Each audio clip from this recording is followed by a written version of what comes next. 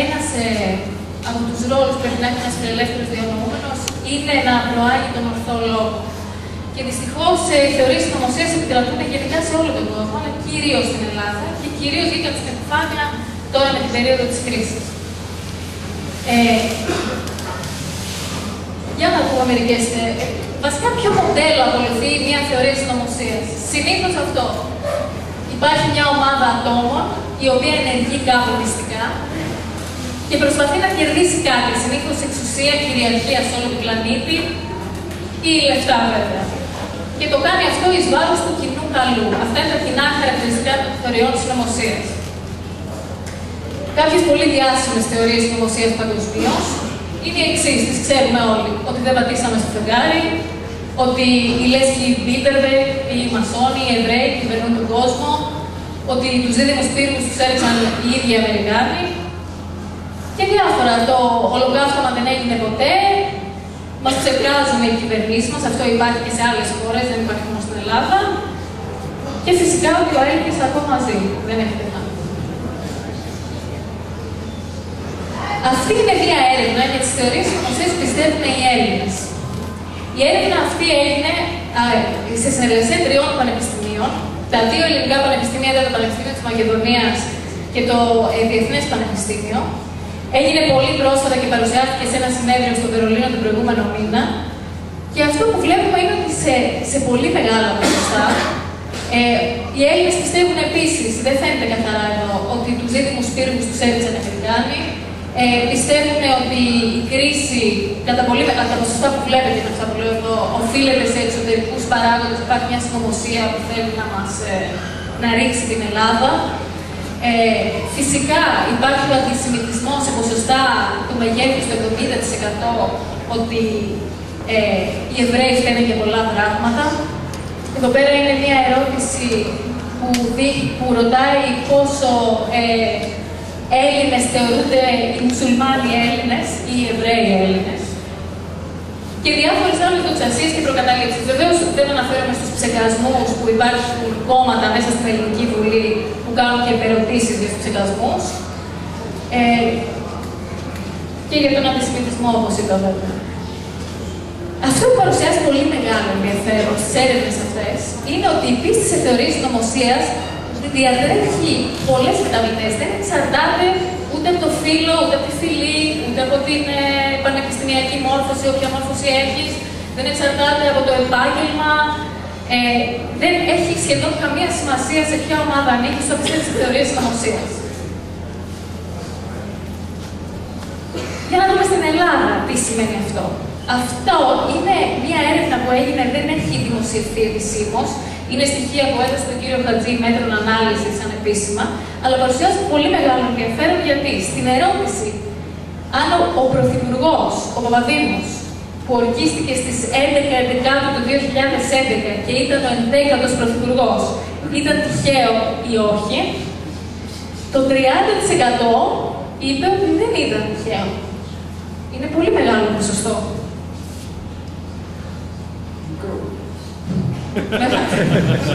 Ναι, θα περιμέναμε και μεγαλύτερο. Εδώ τι βλέπουμε. Ανάλογα με την εκπαίδευση. Εδώ πέρα, αυτοί που θεωρούν ότι δεν είναι τυχαίο είναι από κάτω. Ένα 31% έχει μέση εκπαίδευση, έχει βγάλει το Λύκειο και ένα 26% από αυτούς έχει ανώτατη εκπαίδευση. Ανάμεσα στο 33% που είναι αυτοί που έχουν απολυτήριο δημοτικού και το 26% που έχει πτυχία πανεπιστημίου, είναι μικρή η διαφορά. Και επίσης οι τάξεις βλέπουμε ότι δεν παίζουν πολύ μεγάλο ρόλο. Σε αυτούς εδώ που πιστεύουν ότι δεν ήταν τυχαία ο 11ος Πρωθυπουργός, βλέπουμε ότι οι μικρομεσαίοι είναι αυτοί που το πιστεύουν περισσότερο. Αλλά δεν διαφέρουν και πολύ από την ανώτερη τάξη ή από την μεσαία. Τελικά δεν είναι τυχαίο. Δεν θα μάθουμε. Στο μέλλον θα δείξει, όταν ανοίξουν οι φάκελοι της CIA. Εδώ πέρα το θέμα είναι γιατί πιστεύουμε, είμαστε έτσι, έχουμε την τάση να πιστεύουμε σε θεωρίες συνωμοσίας. Ο Μάικλ Σέρμερ, στο βιβλίο του «Γιατί οι άνθρωποι πιστεύουν σε παράξενα πράγματα», το οποίο το συστήνω ανεπιφύλακτα και στα μαθήματά μας το προτείνουμε σαν required reading πριν ξεκινήσουμε τα μαθήματά μας, τουλάχιστον στις κοινωνικές επιστήμες. Δίνει αυτούς τους λόγους έτσι πολύ συνοπτικά. Πρώτον, γιατί η πίστη παρηγορεί. Credo consulat στα λατινικά. Είναι καλό να πιστεύουμε σε ωραία πράγματα. Έρευνες που γίνονται σε όλο τον κόσμο, τα ποσοστά που πιστεύουν στο Θεό, στην μεταθανάτια ζωή, σε αγγέλους, ξεπερνάνε το 80% του κόσμου. Επίσης, αυτές οι θεωρίες δίνουν άμεση ικανοποίηση και γενικά όλα τα ψευδοεπιστημονικά πράγματα. Δεν είναι τυχαίο ότι παίρνεις τηλέφωνο τη χαρτορίχτρα ή το medium και θα σου πει αμέσως την τύχη σου. Πες μου, θα τα φτιάξω με αυτή. Ναι, όχι. Άμεση ικανοποίηση. Συνήθως ναι, βέβαια, για να ξαναπάρεις. Η απλότητα. Οι επιστημονικές εξηγήσεις είναι περίπλοκες και θέλουν μόρφωση και θέλουν προσπάθεια για να τις κατακτήσεις. Η θεωρία της συνωμοσίας και η ψευδοεπιστημονική μύθη σου δίνουν απλότητα την οποία μπορείς να τη χωνέψεις πολύ πιο εύκολα. Επίσης, ο Σέβερ αναφέρεται στην ηθική και το νόημα της ζωής. Δυστυχώς την επιστήμη την έχουμε στο μυαλό μας σαν κάτι που μας δίνει, μας προσφέρει μόνο ψυχρή, αδυσόπιτη λογική, ενώ εμείς θέλουμε να βρούμε νόημα στη ζωή. Και ίσως ένα από τα προτάγματα που θα έπρεπε να έχουν οι φιλόσοφοι και οι επιστήμονες είναι να προσπαθήσουν να δομήσουν συστήματα που να δείχνουν ότι υπάρχει νόημα της ζωής και εκτός μεταφυσικών θεωριών. Αυτό το βιβλίο γράφτηκε το 1997. Το 2010 πήρα ένα βιβλίο και διάβασα, το οποίο σας το προτείνω ανεπιφύλακτα. Είναι του Paul Thacker, το οποίο είναι γνωσιακός επιστήμονας και λέγεται The Brain and the Meaning of Life. Έχει μόνο επιστημονικά δεδομένα για τον εγκέφαλο και την νόησή μας και πραγματικά όταν το διαβάσετε θα καταλάβετε ότι δεν χρειάζεστε μεταφυσικές θεωρίες για να βρείτε νόημα στη ζωή. Και τέλος, η ελπίδα αναβλύζει αιώνια. Ο κόσμος πιστεύει ότι μόνο μία θρησκεία ή κάτι άλλο θα σου δώσει ελπίδα. Αλλιώς γιατί ζούμε, πού θα πάμε όταν πεθάνουμε, τι θα γίνει, πώς μπορείς να ζήσεις χωρίς να πιστεύεις σε κάτι τέτοιο. Και όμως, ως φιλελεύθεροι και ως τουλάχιστον οπαδοί του ορθού λόγου και της επιστήμης, θα έπρεπε να αντλούμε ελπίδα από την επιστήμη. Η επιστήμη είναι αυτή που μας προχωράει μπροστά, που βελτιώνει την ποιότητα ζωής μας. Η ιστορία δεν έχει τελειώσει, προχωράει. Και καθώς προχωράει η ιστορία, ο κόσμος κατακτά περισσότερη ελευθερία και περισσότερη ανοχή. Άρα ελπίδα βρίσκουμε και από άλλα πράγματα. Εδώ λοιπόν έχουμε στο δεύτερο κομμάτι που είναι πολύ σημαντικό, στο πώς μπορούμε να καταπολεμήσουμε ψευδοεπιστημονικούς μύθους και θεωρίες συνωμοσίας. Εδώ υπάρχει μία παρεξήγηση, ένας ψευδοεπιστημονικός μύθος που αφορά τον εγκέφαλο και την νόηση, ότι ο εγκέφαλός μας είναι σαν ένας επεξεργαστής, υπολογιστή, και ότι αν του δώσουμε data θα τα κάνει download και θα είναι ωραία. Δεν αρκεί να γεμίσουμε τον κόσμο πληροφορίες επιστημονικές και καινούργιες για να αποβάλει τα ψευδοεπιστημονικά δεδομένα που έχει στο μυαλό του. Δεν λειτουργεί έτσι ο νους μας. Ο νους μας έχει κάποιες παγίδες, οι οποίες είναι οι εξής. Υπάρχει το familiarity effect, όπως το λέμε. Άμα θέλουμε να κάνουμε την bank, μια θεωρία συνωμοσίας και την παρουσιάσουμε εκεί με όλα τα στοιχεία της, θα πάει και θα κολλήσει στο μυαλό του άλλου και θα του φαίνεται πιο οικείο μετά. Και αν μετά προχωρήσουμε στο να την διαψεύσουμε, θα του έχει μείνει το αρχικό πράγμα που είναι. Άρα, μια στρατηγική είναι να παρουσιάζουμε τα γεγονότα όταν θέλουμε να διαψεύσουμε τους μύθους και να αποφεύγουμε να παρουσιάζουμε εμείς τη θεωρία συνωμοσίας. Μια δεύτερη στρατηγική βασίζεται σε ένα άλλο γνωστικό χαρακτηριστικό που έχουμε, το cognitive overload. Γενικά, όταν δεχόμαστε πάρα πολλές πληροφορίες, είναι πιο δύσκολο να τις διαχειριστούμε. Έτσι είναι καλό να χρησιμοποιούμε λίγα και καλά επιχειρήματα όταν θέλουμε να καταπολεμήσουμε κάτι ψευδοεπιστημονικό ή μια θεωρία συνωμοσίας. Δεν χρειάζεται να γεμίζουμε δεδομένα και επιχειρήματα όσα και να έχει θεωρία συνωμοσίας. Το κρατάμε απλό και λίγο για να το χωνέψει ο άλλος.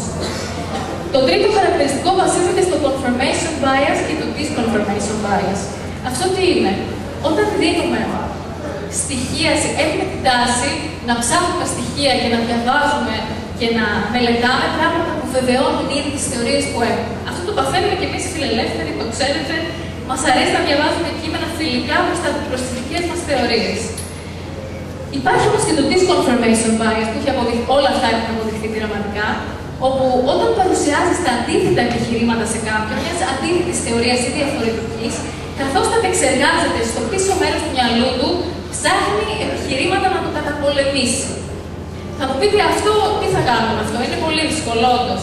Μια στρατηγική είναι ότι όσο και να στοχεύουμε στις ομάδες που είναι πολύ κολλημένες με κάτι και αποτελούν μειοψηφία, μια ομάδα που πιστεύει σε μια δεδομένη θεωρία συνωμοσίας δεν είναι και η πλειονότητα του κόσμου, και να στοχεύουμε στο να πείσουμε την αναποφάσιστη πλειοψηφία, όπως τη λέω. Δηλαδή αυτούς που δεν έχουν και τόσο φάει το κόλλημα ακόμα. Και στο τέλος, κάτι που εγώ το λέω αυτό, ο νους απεχθάνεται τα κενά. Όταν πάμε να εξηγήσουμε, να πούμε ότι κάτι δεν ισχύει, πρέπει να το αντικαταστήσουμε με κάτι άλλο. Γιατί όταν ο άλλος καταλάβει, αυτό δεν ισχύει, θα μείνει ένα κενό το οποίο θα ξαναγεμίσει με πράγματα που δεν πρέπει.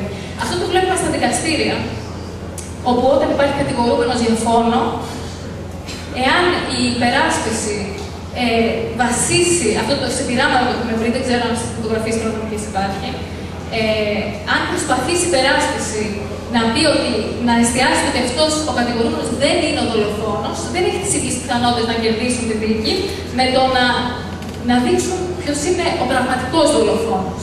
Γιατί ενώ κειμένουν με την ιδέα, ωραία, δεν είναι αυτός, αλλά ποιος είναι. Δεν έχουν κανέναν άλλο μπροστά τους εκτός από τον ίδιο και τον κατηγορούμενο.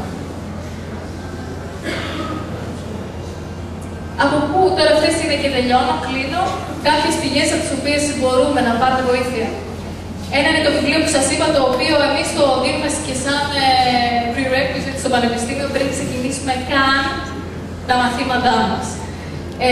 Το δεύτερο είναι το Skeptic Society και το Skeptic Magazine. Εκεί συνεργάζονται άπειροι επιστήμονες, όπως ο Steven Pinker, όπως πολλοί άλλοι, Daniel Dennett, φιλόσοφοι και επιστήμονες που απαντούν σε πάρα πολλά ερωτήματα και μπορούν να σας προσφέρουν επιχειρήματα και στρατηγικές πώς να καταπολεμάτε τέτοια πράγματα, αλλά και για τον ίδιο τον εαυτό σας βέβαια. Αυτοί κάτω είναι από το Πανεπιστήμιο του Queensland και της Western Australia. Γράψαν αυτό το handbook που σας το προτείνω, όπου είναι πώς να κάνεις την θεωρίες συνωμοσίας περίπου είναι αυτά που σας είπα, γιατί ενώ υπάρχει πολύ μεγάλη βιβλιογραφία για το πώς λειτουργούν οι γνωστικοί μας μηχανισμοί, δεν υπάρχει πολλή δουλειά σε αυτούς που τα έχουν συγκεντρώσει όπως τώρα αυτοί και εγώ, για να σας τα δείξω σαν οδηγίες, οπότε αυτό είναι πολύ χρήσιμο. Και φυσικά, τι θα κάνεις, θα μπεις στο leftliberty.gr, όπου ανεβάζουμε βιντεάκια, όπου προσπαθούμε να διαψεύσουμε οικονομικούς μύθους. Όπως ξέρετε και αυτοί είναι πάρα πολλοί. Εκεί έχουμε βιντεάκια όπως αυτό. Παιδιά, τα βιντεάκια κρατάνε 3 με 4 λεπτά το πολύ. Και έχουμε τον Brian Kaplan, ο οποίος είναι από τους μεγαλύτερους οικονομολόγους τώρα και που ασχολείται με αυτά τα πράγματα. Γιατί οι μετανάστες δεν μας τρώνε τις δουλειές, γιατί αυτό είναι ένας μύθος. Μύθοι που υπάρχουν σχετικά με το ότι να προσφέρει το κράτος δουλειές. Δεν χρειαζόμαστε την ανάπτυξη. Μύθοι όπως ο καπιταλισμός τώρα, εξαιτίας του καπιταλισμού υπάρχει φτώχεια και υπάρχουν όλα αυτά. Θα τα βρείτε στο leftliberty.gr.